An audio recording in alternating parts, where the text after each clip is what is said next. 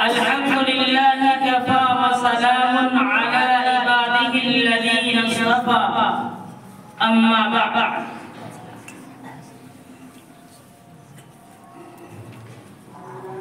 أعوذ بالله من الشيطان الرجيم بسم الله الرحمن الرحيم يتلو عليهم آياته ويزكيهم ويعلمهم الكتاب والحكمة وقال النبي صلى الله عليه وسلم إنما أنا معلم وأنتم متعلمون أو كما قال عليه الصلاة والسلام.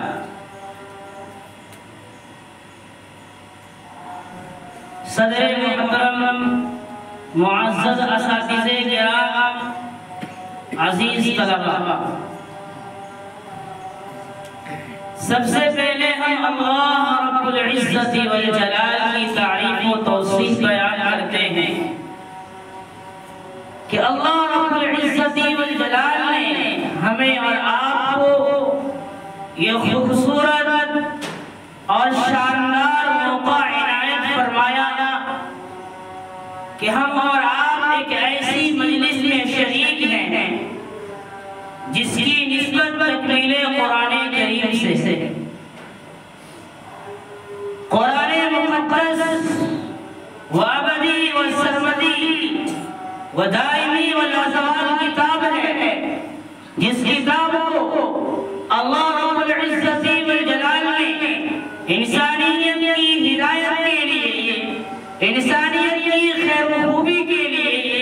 انسانیت کی فلاح و بہبود کے لیے، انسانیت کی رہنمائی کے لیے، انسانیت کے لیے مشعل راہ بنا کر بھیجا. اس موضوع پر مجھے بات نہیں کرنی ہے، لیکن اتنا بتانا چاہتا ہوں کہ نبی پاک صلی اللہ علیہ وسلم نے ان بہترین گروہ اور جماعت کے بارے میں جو قرآن کو پڑھاتے ہیں فرمایا کہ بہترین لوگ ہیں جن کا مشغلہ ہے قرآن کی تعلیم. آج ہماری اور آپ کی شرکت ایسے ہی ایک محفل میں ہے. ہم اللہ تعالیٰ کا بہت شکریہ ادا کریں کہ اللہ تعالیٰ ہمیں اور آپ کو اس طرح کی محفل میں شرکت کی بار بار توفیق عطا فرمائے. اللہ تعالیٰ نے یہ کائنات کو بنایا، یہ زمین و آسمان، چاند، سورج، ستارے، غرض ہے کہ اس انسانی کارخانے کو سجایا. اس کی ایک ایک چیز کو بہترین اور شاندار انداز میں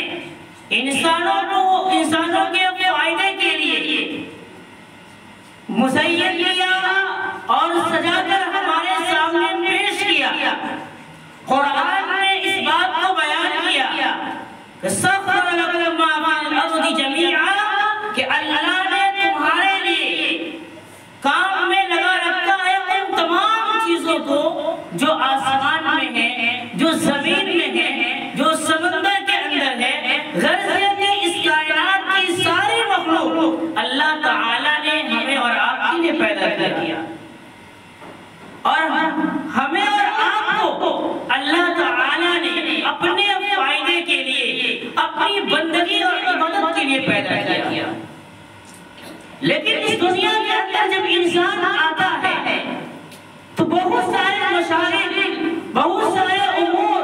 بہت سارے کام اس کی نظروں کے سامنے ہوتے ہیں. کچھ وہ ہوتے ہیں جس کا تعلق عبادت سے ہوتا ہے، کچھ وہ ہوتے ہیں جس کا تعلق عبادت سے نہیں ہوتا ہے. تو انہی کے درمیان فرق و امتیاز کرنے کے لیے اللہ تعالیٰ نے ہر ایک قوم کے اندر، ہر ایک خطے کے اندر، ہر ایک علاقے کے اندر، ہر ایک قریے کے اندر، ہر ایک شہر کے اندر ایک انسان کو قائد، مصلح،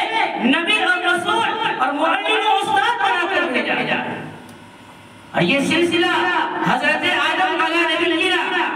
السلام سے چلا. حضرت آدم علیہ السلام اس کائنات کے سب سے پہلے نبی اور سب سے پہلا معلم اور استاد ہے.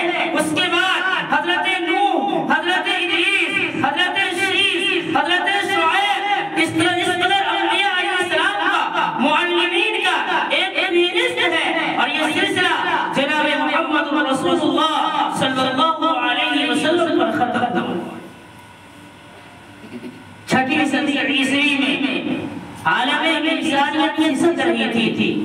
عالم انسانیت دلبلا رہی تھی، آخری سانس لے رہی تھی۔ دنیا کے اندر علم نہیں تھا، ڈھونگ تھا۔ دنیا کے اندر علم نہیں تھا،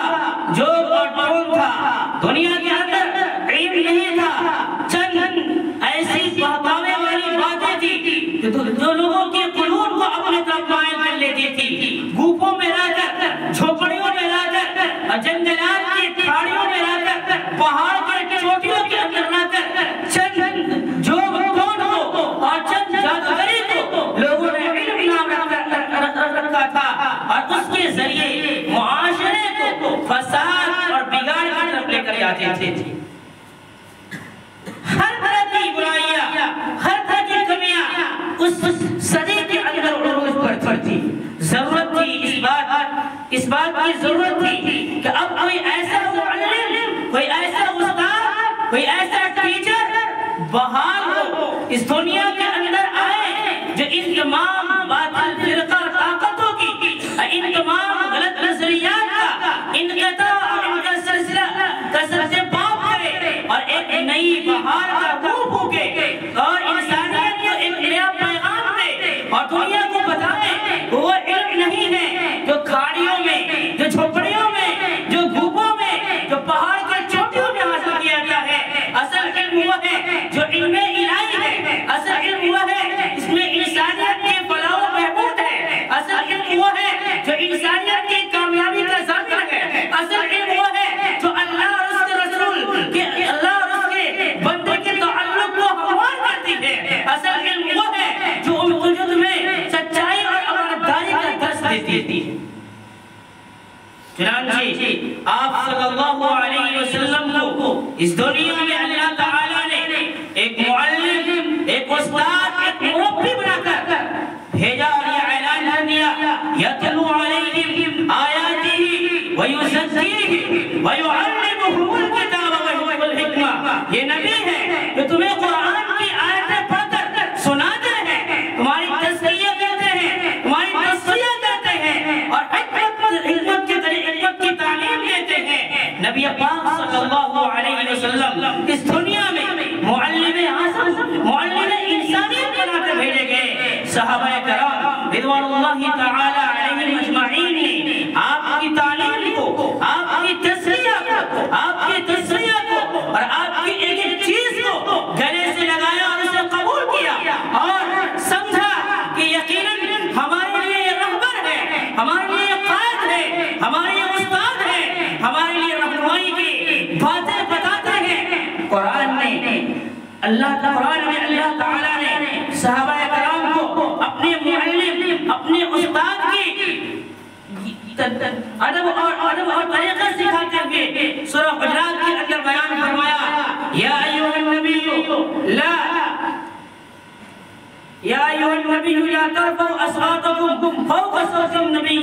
اے ایمان والو، تم اپنی آواز کو اپنے استاد، اپنے معلم اور اپنے نبی کی آواز کے اوپر بلند مت کرو۔ تم اس طریقے سے بات مت کرو جس طریقے سے تم لوگ آپس میں ایک دوسرے سے بات کرتے ہو۔ صحابہ کرام رضوان اللہ تعالی علیہم اجمعین نے اس ادب کو اور اس طریقے کو اپنایا، اور پوری زندگی آپ صلی اللہ علیہ وسلم سے کثرت سے سوال کرنے سے اجتناب کیا۔ تاریخ میں مثال موجود ہے، احادیث گواہ ہے کہ آپ صلی اللہ علیہ وسلم کو کسی بات کی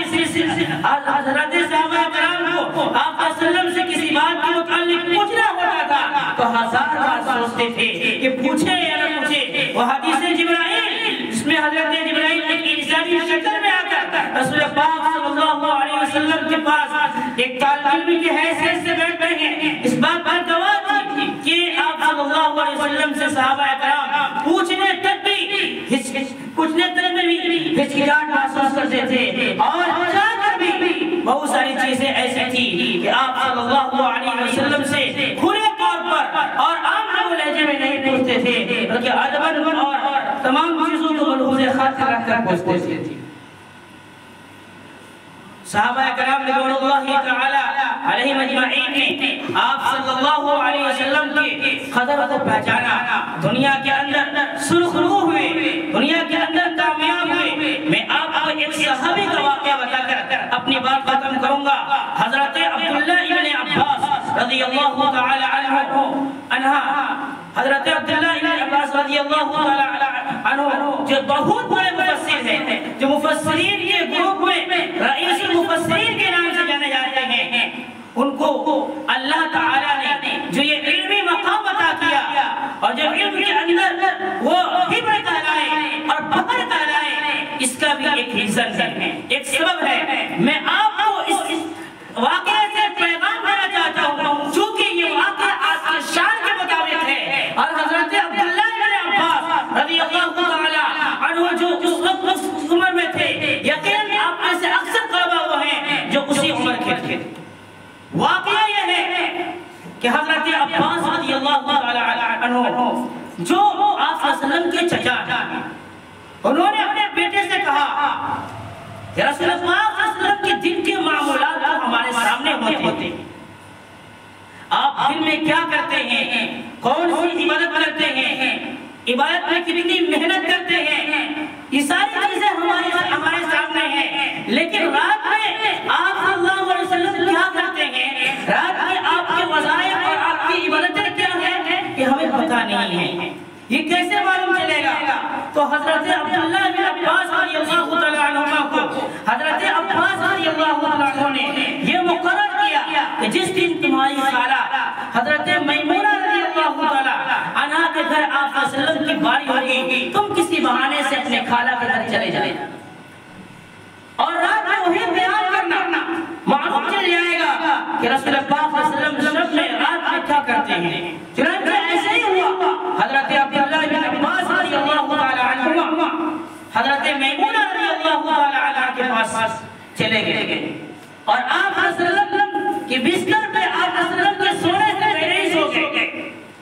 ایک طرف پیر کی طرف سو گئے۔ آپ صلی اللہ علیہ وسلم جب تشریف لائے اپنے حجرے مبارکہ کے اندر تو اپنی اہلیہ سے کہا نام الغلیہ، کیا بچوا سو گیا؟ کیا بچوا سو گیا؟ تو انہوں نے کہا کہ اللہ کے رسول سو گیا۔ پھر حضرت نبی پاک صلی اللہ علیہ وسلم نے حضرت میمونہ سے بات فرمایا اور سو گئے۔ جب رات کا ایک پہر گزرا تو آپ صلی اللہ علیہ وسلم اٹھے اور قضائے حاجت کے لیے گئے۔ احادیث میں منقول ہے، ابو داؤد کی روایت ہے کہ آپ صلی اللہ علیہ وسلم جب قضائے حاجت کے لیے جاتے اب عورت بہت دور چلے جاتی، تو حضرت عبداللہ بن عباس رضی اللہ تعالی عنہ جو سوئے تو نہیں تھے، سونے کی شکل بنائے ہوئے تھے، وہ بھی اٹھے اور پیچھے چلتے اور آپ صلی اللہ علیہ وسلم قضائے حاجت فرما رہے ہیں، انہوں نے لوٹے میں پانی رکھا، پانی لیا اور آپ صلی اللہ علیہ وسلم کے بالکل نہ قریب رکھا نہ دور رکھا کہ آپ پانی پا سکے، بلکہ بیٹھ بالکل درمیان میں پانی رکھا۔ پھر آپ صلی اللہ علیہ وسلم جب قضائے حاجت فرما کر اٹھے تو پانی کو موجود پایا اور وہ تو موجود تھے نہیں، چلے گئے تھے، تو آپ صلی اللہ علیہ وسلم نے پانی کون رکھا؟ پھر